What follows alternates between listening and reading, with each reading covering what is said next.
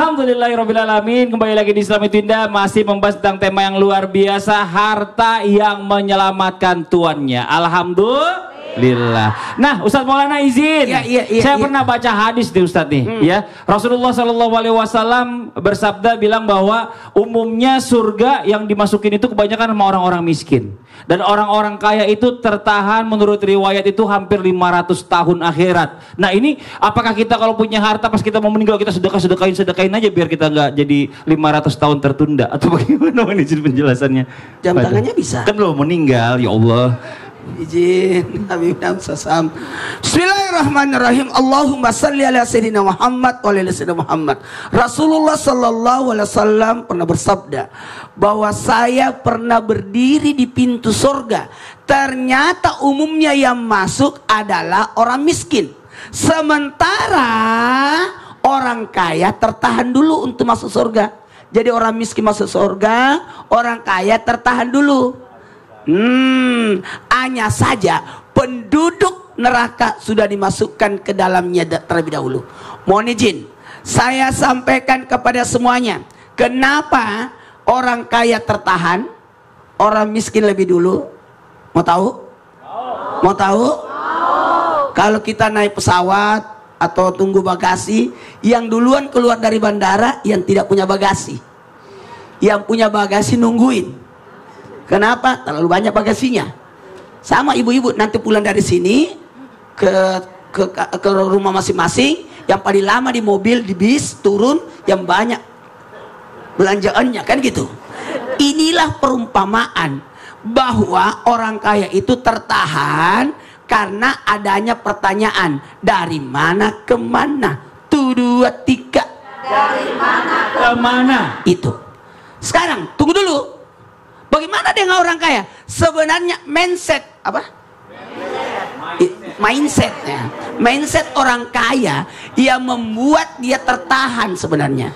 Karena kenapa? Dia berkata begini, sudahlah, aku kan banyak harta, udahlah ibadahku udah sampai segitu. Jadi itu yang membuat dia tertahan karena menahan dirinya untuk berbuat kebaikan karena sudah merasa cukup. Sementara orang miskin merasa kurang, maka ibadah terus. Panjang zikirnya. Orang kaya, subhanallah, selesai. Kan dia kaya. Oh iya benar. Tapi orang miskin, subhanallah, subhanallah. Tapi ternyata dia sedekahnya banyak orang kaya itu. Orang miskin nggak bisa kalah juga. Makasih banyak Ustadz Maulana. Tepuk tangan buat Ustadz Maulana.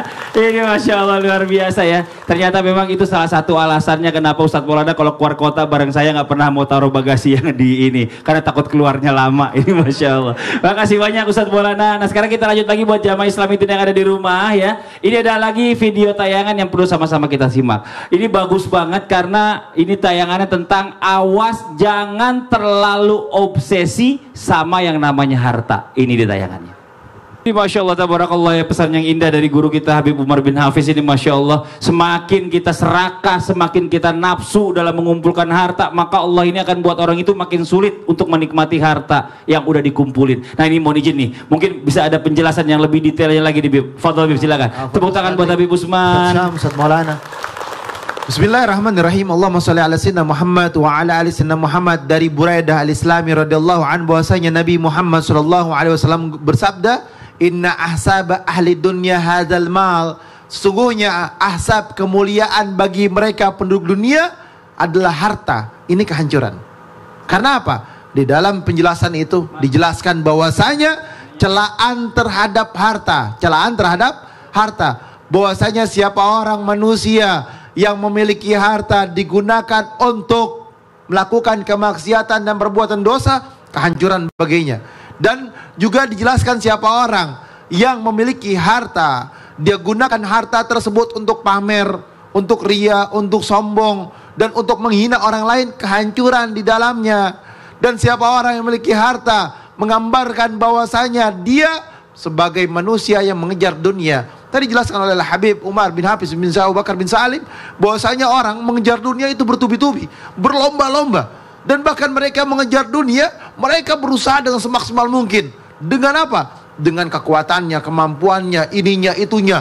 Dia gunakan semuanya. Tapi mereka mencari jalan Allah, mencari keridhaannya Allah, mendekatkan diri kepada Allah, tidak berjuang dengan segitu hebatnya.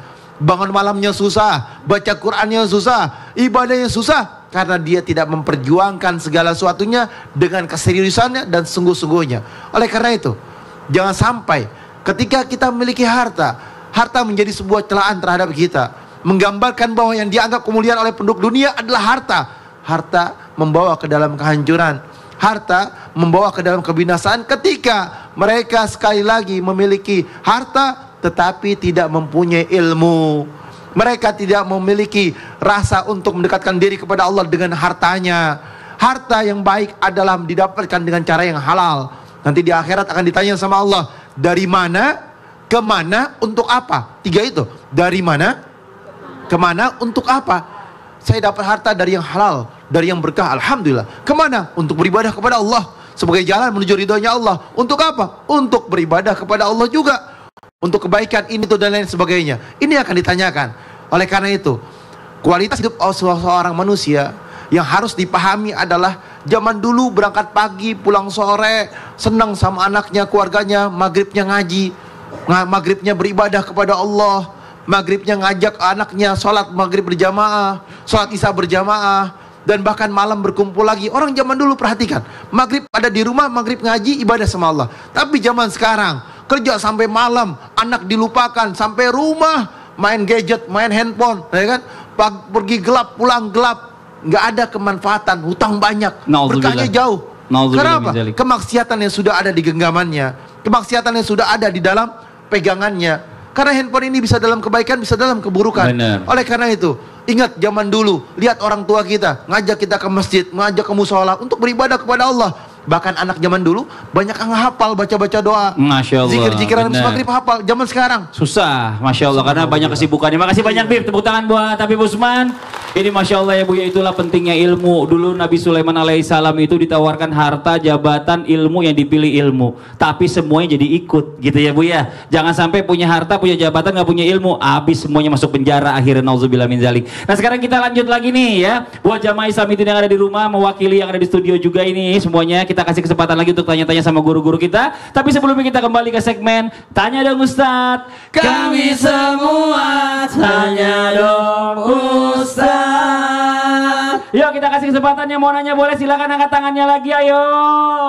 Ya dari sebelah sini lagi boleh Ibu. Ya mohon izin langsung berdiri. Bismillahirrahmanirrahim. Assalamualaikum warahmatullahi wabarakatuh. Waalaikumsalam warahmatullahi wabarakatuh. Perkenalkan, nama saya Siti Ruqayyah dari Majelis Talim Al-Ikhlas Al-Mukarramiyah Kabupaten Garut.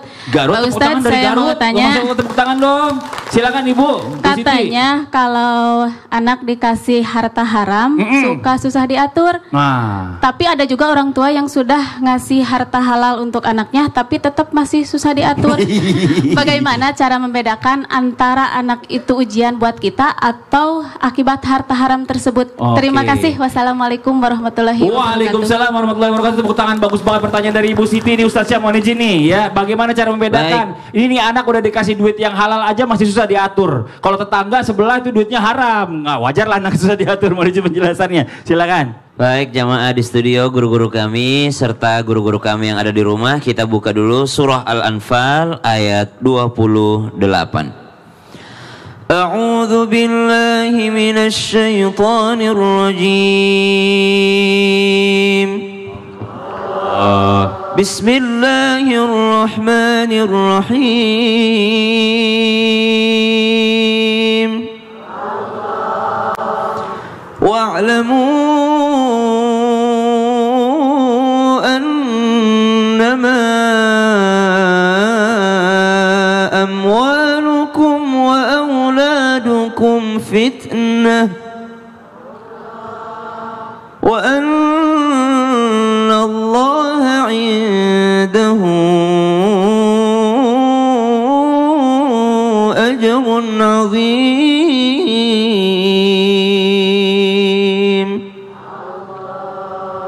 Dan ketahuilah bahwa hartamu dan anak-anakmu itu hanyalah sebagai fitnah atau cobaan, dan sesungguhnya di sisi Allah ada pahala yang besar.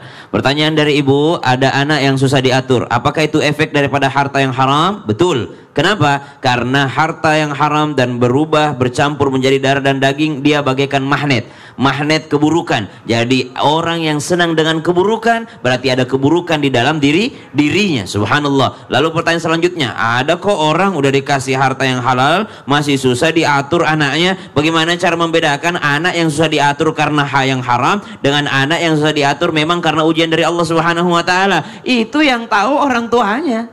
Karena orang tuanya yang ngasih. Engkau dapat duit dari mana? Engkau dapat nafkah dari mana? Ngasih nafkah dari mana? Bukan kami yang akan menjawab dia dari harta yang haram atau yang halal. Yang tahu itu yang haram adalah dari orang tuanya. Kalaupun ada yang susah diatur karena fitrahnya, di masa Nabi SAW, Nabi bersama dengan Sayyidina Anas bin Malik. Sayyidina Anas bin Malik kecil waktu itu diperintahkan oleh Nabi SAW berangkat dengan suatu perintahnya Nabi, tapi Sayyidina Anas bin Malik ternyata mampir di pasar main. Kalau sekarang mungkin zamannya main gundu kali ya. Mungkin Anas bin Malik mampir di pasar, lalu Nabi berada di belakangnya. Ketika Anas bin Malik radhiyallahu anhu menoleh, ya ternyata udah ada Rasul pada saat itu. Anas bin Malik berlari daripada baginda Nabi SAW. Nabi nggak marah, Nabi nggak ngapa-ngapain, karena memang fitrahnya anak-anak itu adalah anak itu akan susah diatur kalau menurut pemikiran dewasa. Masya Allah. Maka kata ulama kita, bagaimana cara mengatur anak tersebut? Maka berpikirlah sesuai dengan pemikirannya anak-anak itu. Masya Allah. Terima kasih banyak Ustaz Syah atas penjelasannya. Nah ini coba Ibu ada yang mau ditanya kayaknya dari tadi ini, gimana Bu? Assalamualaikum warahmatullahi wabarakatuh. Waalaikumsalam warahmatullahi wabarakatuh. Perkenalkan saya Muna dari Majelis Taklim Nurul Iman, Kecamatan Suryan, Kabupaten Sumedang. Sumedang. Iya, pertanyaannya Ibu. Mau bertanya kepada Ustadz Habib Usman. Iya.